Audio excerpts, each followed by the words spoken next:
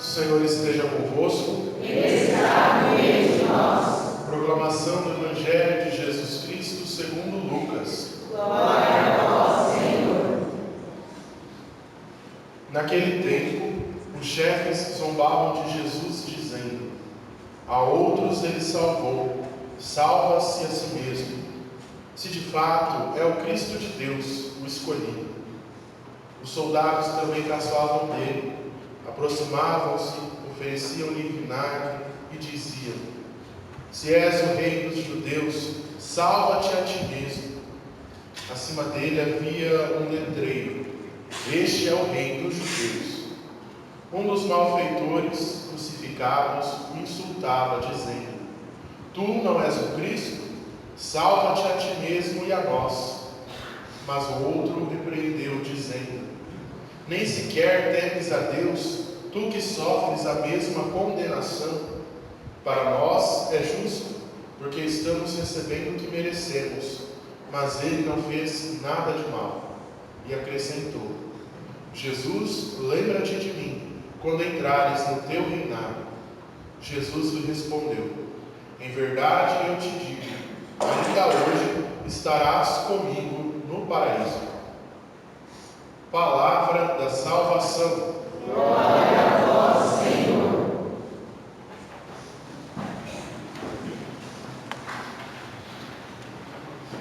Caríssimos, a liturgia que nós celebramos hoje, desta solenidade concluindo o tempo litúrgico, do tempo comum, é uma liturgia que foi querida pelo Papa Pio XI por volta da década de 30 do século passado, do século XX.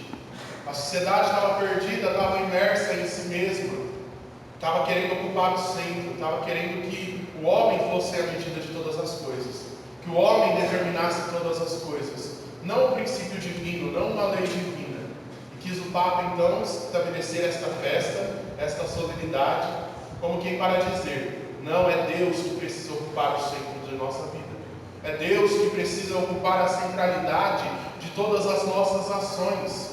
Nós não temos que pensar pela nossa própria cabeça quando se trata de um superior, porque se Deus não for o nosso superior, nós nunca que será nosso superior maligno. Então a gente pode escolher quem que governa sobre nossas cabeças: Deus ou o maligno? Quem que conduz as nossas ações? Deus ou o maligno? Isso tudo a gente pode tirar a partir desta liturgia, porque se Cristo é estabelecido como rei do universo, como rei de uma sociedade, se Cristo é estabelecido com esta ideia de que Ele precisa governar sobre todas as coisas, cabe a nós, seus súditos, enquanto católicos, obedecer aquilo que o Senhor tem de indicação. Nós vimos na primeira leitura a segunda unção de Davi. Davi foi ungido por 3 vezes até estar como rei de Israel. E nessa segunda unção, toda a Israel resolve por ungir.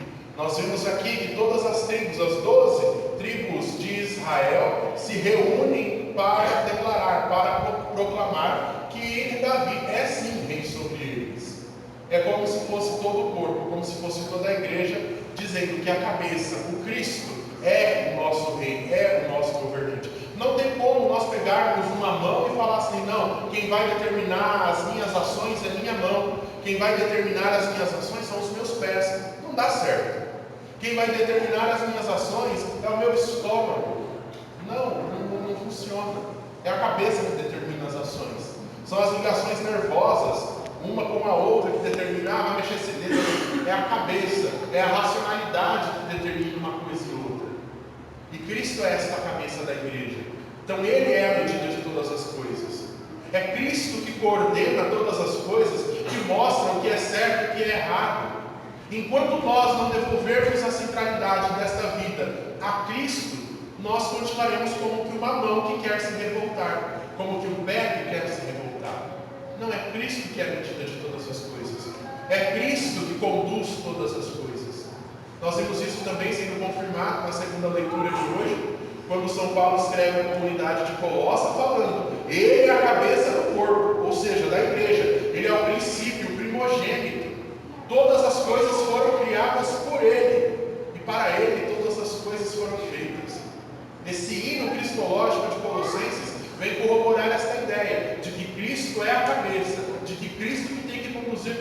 coisas, que Cristo é a justa medida de todas as coisas.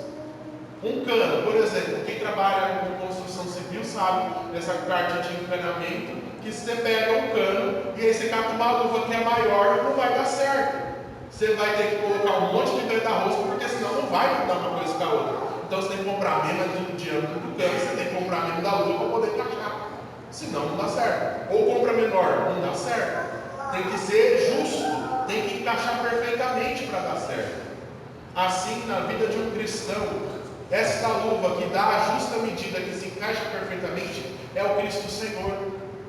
Nós temos ali um diâmetro em nossa vida. Qual que é o diâmetro da nossa vida? Ter uma vida de santidade que vai concluir lá no céu. E qual que é a justa medida para que isso aconteça? Ter os mesmos sentimentos de Cristo, ter a mesma vontade de Cristo, se esforçar no dia a dia para querer ser como Cristo. Não é só vir na missa de domingo e fazer as coisas só no domingo para Cristo. Não, a justa medida é se esforçar cotidianamente, ou seja, todo dia ter um esforço pessoal para querer assumir os sentimentos de Cristo. Não as coisas atropeladas, não as coisas a toque de caixa, não, depois eu vejo, depois eu me preocupo, depois eu faço. Não, a nossa salvação não é tratada como depois, a nossa salvação é tratada como agora, porque é assim quis o Cristo. Olhamos o Evangelho de hoje. O reinado de nosso Senhor acontece a partir da cruz. Não é o reinado do trono glorioso. O reinado de nosso Senhor começa com o seu sacrifício, com a sua prova de amor. O rei autêntico é aquele que entrega a sua vida por amor pelos seus súditos. E isso nosso Senhor fez no alto da cruz. E aí todos caçoavam, até questionavam: mas você não é rei? Se é rei, se salva então. E aí aparece Dimas, o ladrão que se converteu, fala para os malfeitores, fala para o seu companheiro, o Gestas, que é o ladrão que questiona, fala: ué, você não é Deus, salva. E aí Dimas olha para ele e fala: para, você não tem respeito por aquele que está padecendo igual a nós? Nós fizemos alguma coisa, ele nada fez. Olha a profissão de fé desse ladrão que se converte. E aí ele fala: para nós isso é justo, nós recebemos o que merecemos, e ele não fez nada. E ele acrescenta para Jesus: lembra-te de mim quando entrares no teu reinado. No alto da cruz, nosso Senhor, que já havia entregue todo o seu sangue, já não existia mais o sangue ali, tinha só o sangue misturado com água de quando o soldado furulava. Ele ainda encontra forças para decretar o perdão dos pecados de alguém que se converteu. Olha a grandiosidade deste amor, olha a grandiosidade desta entrega deste rei que sobe para sofrer em nosso lugar, para morrer em nosso lugar. Jesus faz isso por nós e nós não somos capazes de fazer uma unha para nosso Senhor. Nós ficamos criando caso, nós ficamos fazendo nutelice, mimizice, e ai, aos céus, ó vida, ó azar, e ai, Deus não olha para mim, Deus não se preocupa comigo. Não, Deus se preocupa a ponto de subir no alto de uma cruz e morrer para nos livrar da morte. E aí nosso Senhor olha para ele e fala: em verdade eu te digo, hoje estarás comigo no paraíso. Mesmo já tendo entregue todo o seu sangue, mesmo que o sacrifício do Senhor proporcionasse a entrada na vida eterna, nosso Senhor declara uma sentença de perdão dos pecados para aquele homem. Os teus pecados, é como se dissesse: os teus pecados estão perdoados. Hoje mesmo estarás comigo no paraíso. Hoje mesmo estarás comigo no meu reino. Porque esse homem se dobrou diante deste Senhor. Esse homem que poderia estar lá junto com o seu amigo. É verdade, você é Deus, você podia se salvar. Você também podia salvar nós.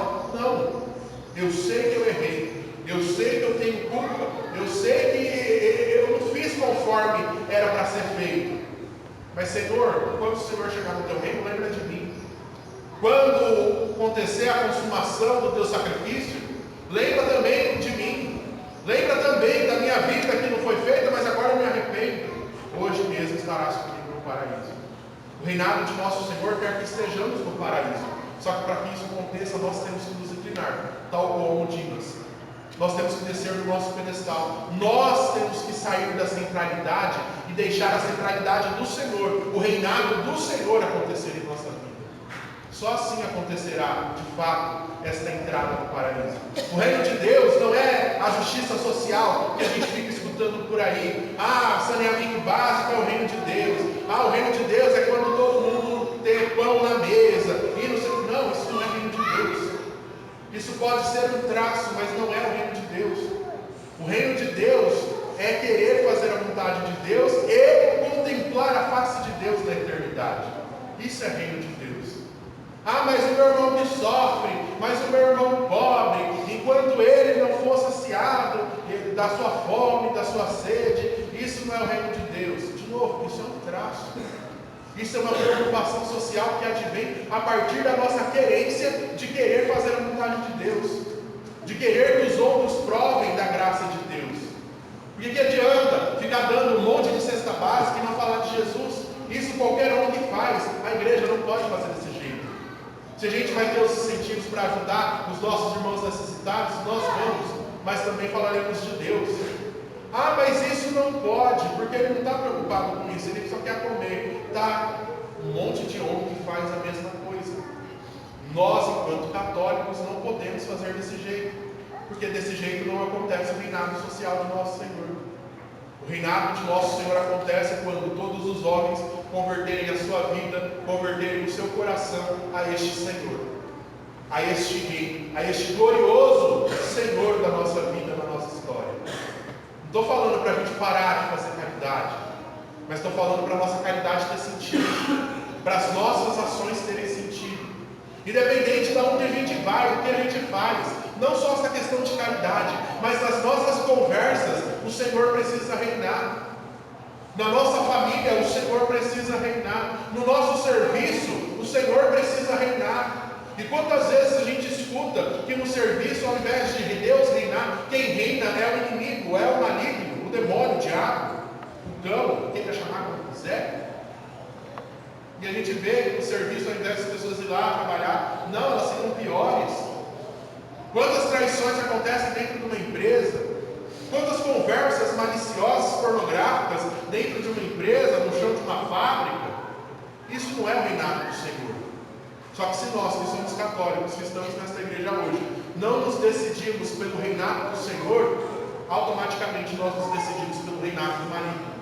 Nós nos decidimos pelo reinado do demônio. Que Deus nos livre isso, meus irmãos.